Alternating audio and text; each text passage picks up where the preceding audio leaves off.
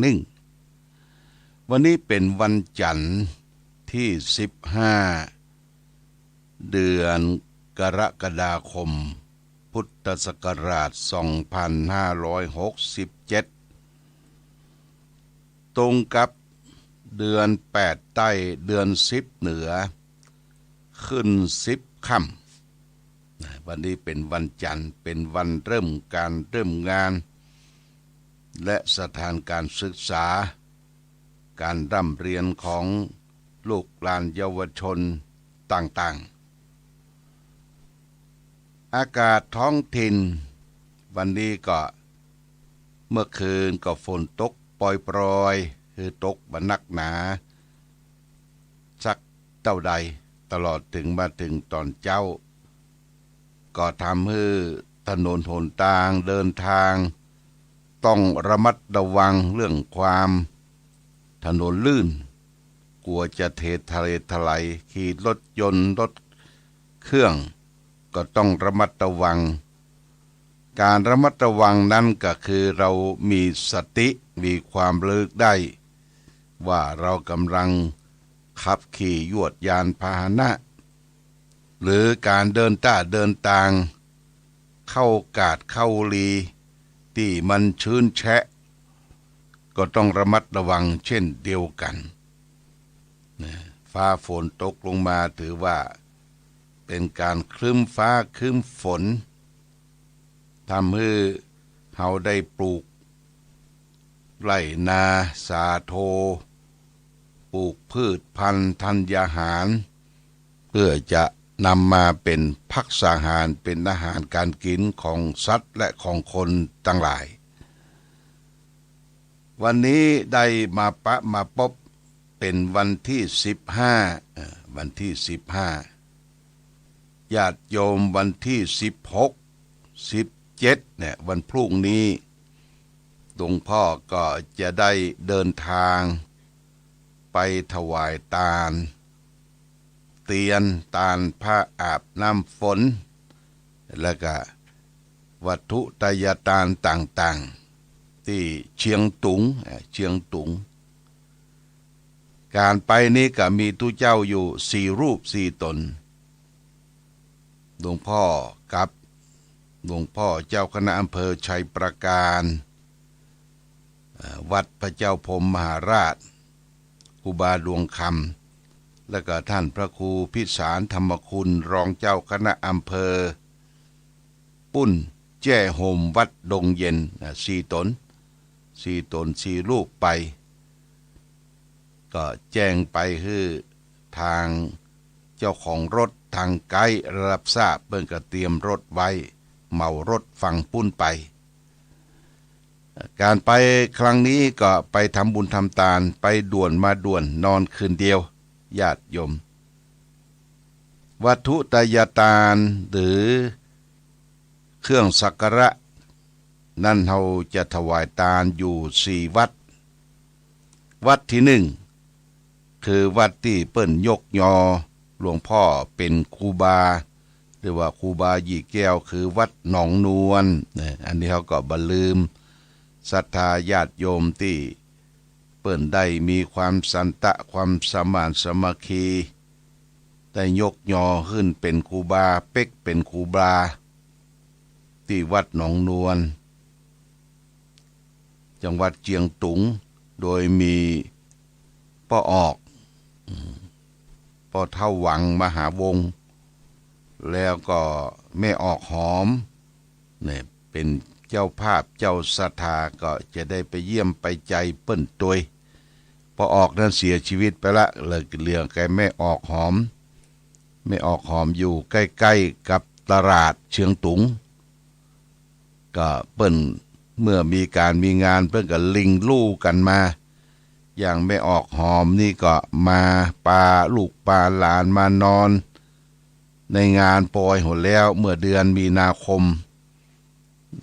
มา3 วัน 3 คืนมาบัดมาได้มาเลี้ยงข้าวเส้นก๋วยเตี๋ยวเจียงตุงพี่น้องต่างเมืองฝางได้จิ้มได้กินกันเปิ้นก็มีพระคุณต่อ ต่างวัดก็จะต้องไปเยี่ยมไปใจวัดที่หนึ่งก็คือวัดหนองนวลวัดที่สองคือวัดที่สองคือวัดครูบาสามวัดครูบาสามครูบาสามก็มีพระคุณตอนที่ท่านยังมีกำลังบังชาเปิ้นก็มาเยี่ยมมาใจตอนนี้อายุ85ครูบาสามอยู่ใกล้ๆกับวัดพระเจ้าตุนหลวงกลางเมืองวัดที่สองวัดที่สามจะไปเยี่ยมไปไหว้สาสมเด็จอาจยาธรรมสังฆราชเมืองเชียงตุงที่วัดเชียงยืนวัดเชียงยืนอันนี้วัดที่สามวัดที่สี่ก็จะไปเยี่ยมท่านสามนี่คือตุเจ้าเป็นตุเจ้าอยู่ที่วัดพระสิงห์อันนี้ก็รู้จักมักคุ้นกันเคยไปร่วมงานส่งสการตานคาบครูบาวัดพระสิงห์กลางเมืองเจียงตุงท่านสามก็เป็นผู้มีอัธยาศัยไมตรีดีเคยพบต้อนรับสังฆประสงค์เป็นอย่างดีวัดที่ห้าวัดที่ห้าวัดที่หนึ่งหนองนวลวัดที่สองวัดหัวขวงครูบาสามวัดที่สามก็คือสมเด็จอาจยาธรรมวัดเชียงยืนวัดที่สี่คือวัดพระสิงห์วัดที่ห้าคือวัดหนองคำวัดหนองคำนี่อยู่ตรงข้ามกับโรงแรมแสงทิพย์อันนี้ก็เป็นวัดที่ยกยอท่านพระครูดวงคำฐานิสโรหรือพระครูสดิษฐธรรมภิลักษ์เป็นครูบาก็จะพากันไปลู่ไปกินไปตาลทั้ง4-5วัดญาติโยมก็ได้ยินได้ทราบได้ข่าวก็ได้ร่วมบุญโดยขออนุโมทนานะร่วมบุญโดยทางวัดก็ได้เตรียมผ้าอาบน้ำฝนเตรียมของบริโภคไว้วันพรุ่งนี้ก็จะได้นำไปร่วมกันณที่พบปะกันณที่อำเภอแม่สายไปเตรียมการอยู่ที่หั่นแล้วก็หลังจากนั้นก็ทำเอกสารผ่านแดนไปต้องขออนุโมทนาใหม่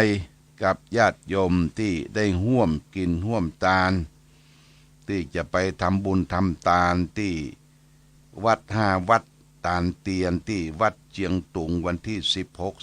16-17ปิกมาถึง17ตอนค่ำนะญาติโยมนะ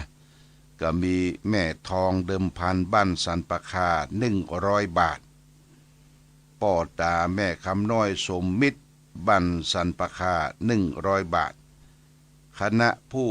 ปฏิบัติธรรมประจำวันเสาร์โดยมีแม่มีชัยพินโยพาสปางปอย500 บาทศรัทธารวม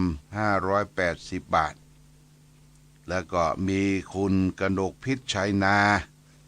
ร้านนานาพันธ์ห้วยงูในก็ได้ร่วมถวายทานกล้าเดินทางกล้ารถหลวงพ่อ1,000 บาทและก็ถวายเป็นยอดเตียนยอดอย่างต่างๆ5วัด1,000 บาทและก็พร้อมด้วยแม่กัลยาดวงตาบ้านห้วยงูใน100 บาทโมทนาสาธุกับทุกท่านที่มีจิตเจตนาอันได้ให้ได้หอมในการเดินทางที่จะไปทำบุญ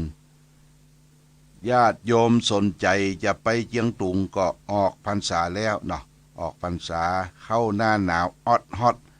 ก็จะปากันไปเนาะปากันไปแห่มกำตอนนี้ไปด่วนมาด่วน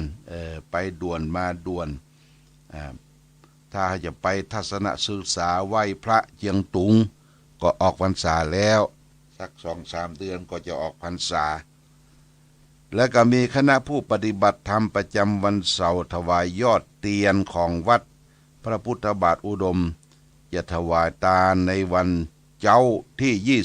20ก็มีคณะชมรมผู้ปฏิบัติธรรมประจำวันเสาร์ 1,000 บาทโมทนาสาธุกับทุกท่าน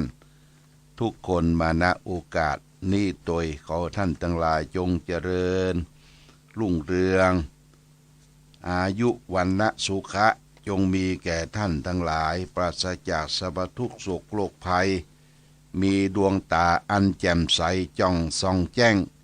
มีดวงตาอันเห็นธรรมที่เราได้ทำบุญสุนทานได้ทานเตียนทานอย่างก่อนเข้าพรรษาเตียนพรรษาได้ถวายทานผ้าอาบน้ำฝนสังฆทานต่างๆบอกว่าจำเพาะในประเทศไทยและก็ต่างประเทศอย่างที่เชียงตุงเป็นต้นขออนุโมทนาสาธุกับทุกท่านมาณโอกาสนี้โดยวันนี้ได้มาปะมาพบญาติโยมท่านสาธุชนทั้งหลายก็จะเอาคลังธรรมสารธรรมนำมาฝากคือเป็นข้อคิดสะกิดเตือนใจแก่ญาติโยมวันนี้เอาเรื่องกัลยาณตากถาว่าด้วยธรรมอันทำให้เป็นคนดีว่าธรรมอันทำให้เป็นคนดีมี2ประการโสวจัตสตาความเป็นคนว่าง่ายสอนง่าย2กัลยาณมิตรตาความมีมิตรดีโดยพระพุทธเจ้าตรัสเป็นภาษาบาลีที่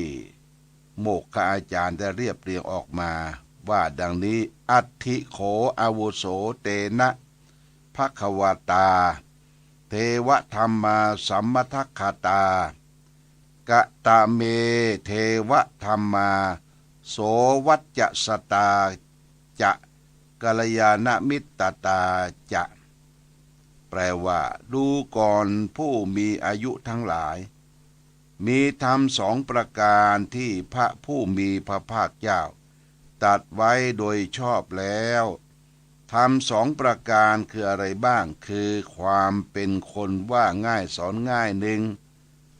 ความมีมิตรที่ดีหนึ่งเนี่ยอันนี้ธรรม2ประการเนี่ยมีความสำคัญคนว่าง่ายสอนง่ายนั่นก็คือเป็นคนอ่อนน้อมถ่อมตนญาติโยมเปิ้นสอนหยังบอกหยังได้จดได้จำน้อมนำไปประพฤติปฏิบัติเช่นพ่อแม่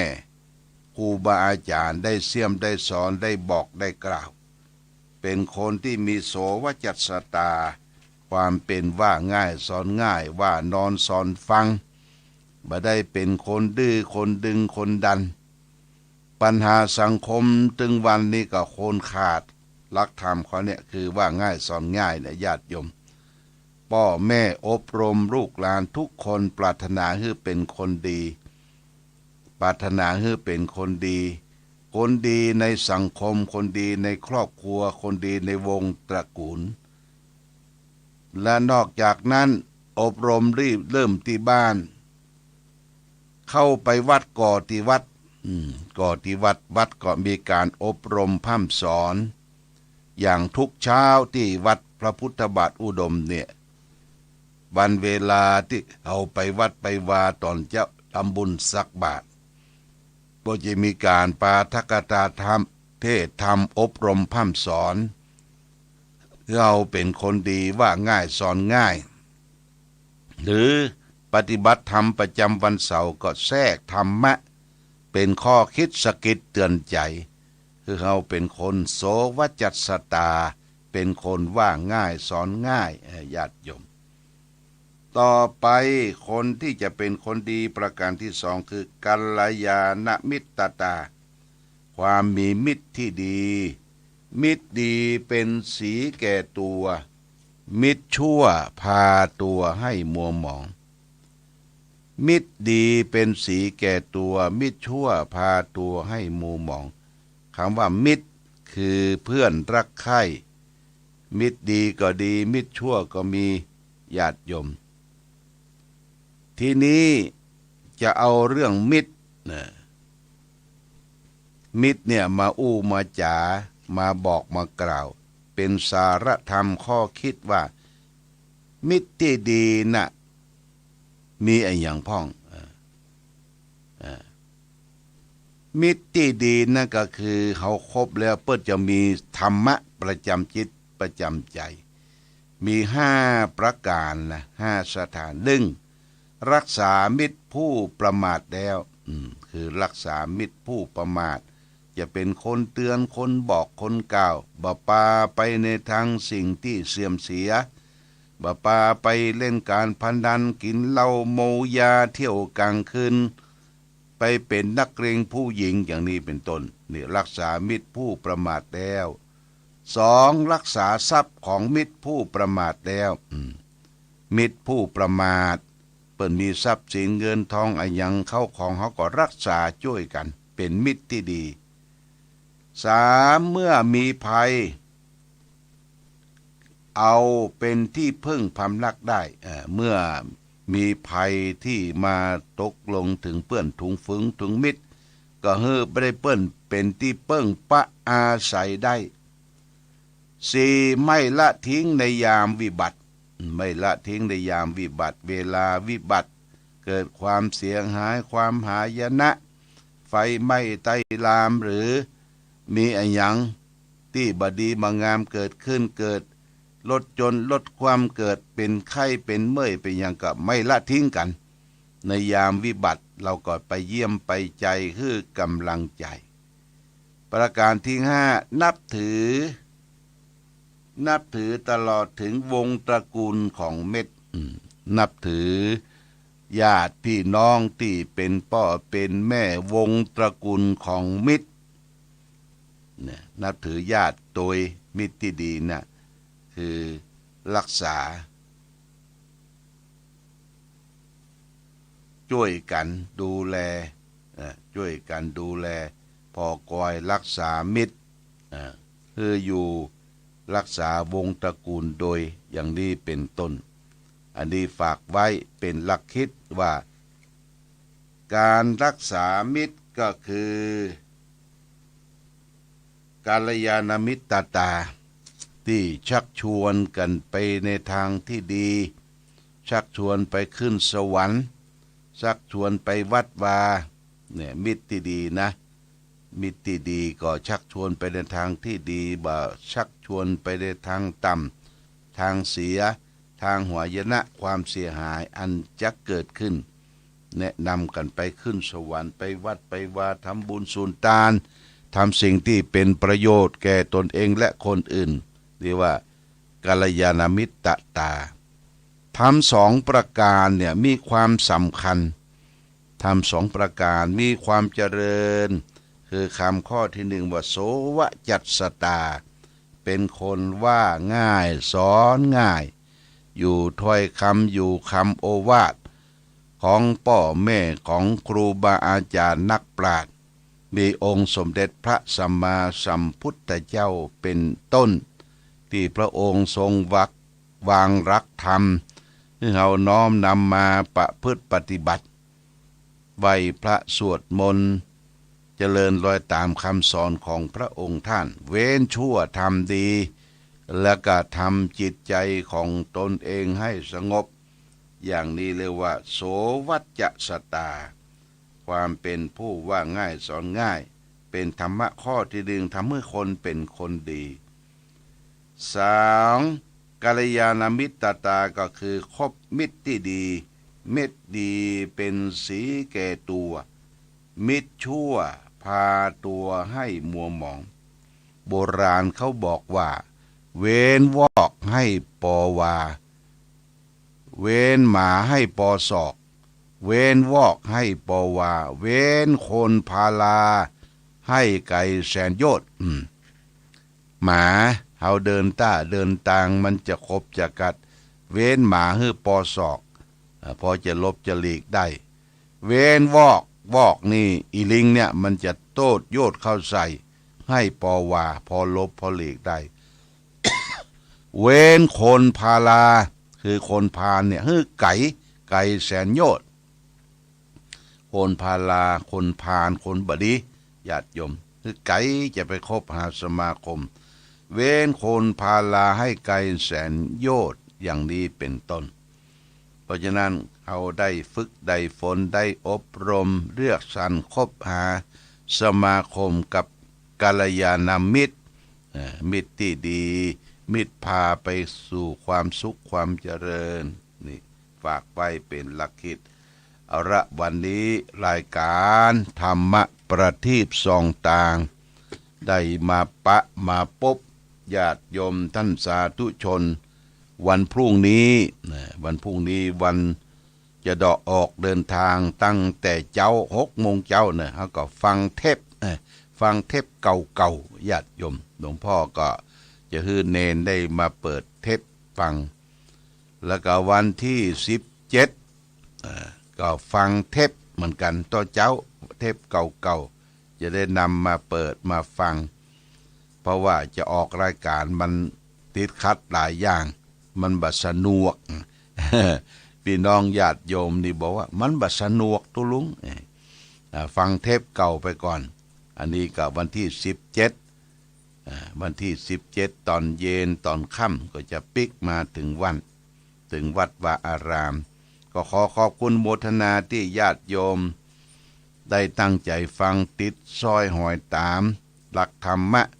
แล้วก็ได้ร่วมบริจาคเงินปัจจัยไปร่วมกินร่วมทานในถิ่นแดนไก่เพราะว่าเมืองเชียงตุงนั่นก็เมืองเจ้าพุทธเฮาเนี่ยนะอย่ามีวัดวาอารามนักเหลือเมืองฝางเนอเมืองเชียงตุงเนี่ยวัดติดวัดเปิ้นมีศรัทธาบางทีก็5 6 7หลังคาก็แปลงวัดละ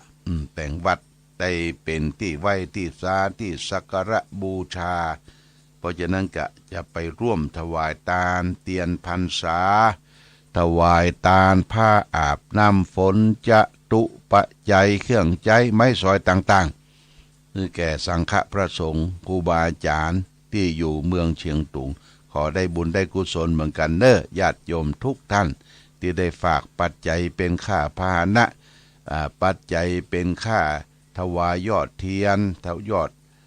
ผ้าอาบน้ำฝนก็ต้องขออนุโมทนาทุกท่านได้อยู่ดีมีสุขมีโชคมีใจเหมือนกันจูผู้จูคนเอาละวันนี้รายการธรรมะประทีปส่องต่างต้องขอลาพาจากญาติโยมท่านสาธุชนไปก่อนรายการธรรมะประทีปส่องต่างก็ขอลาก่อนขอผู้ฟังจงตั้งมั่นจิตหันษาด้วยธรรมะขององค์พระพุทธาได้นำพาให้เกิดความสุขสงบเย็นขอเจริญพร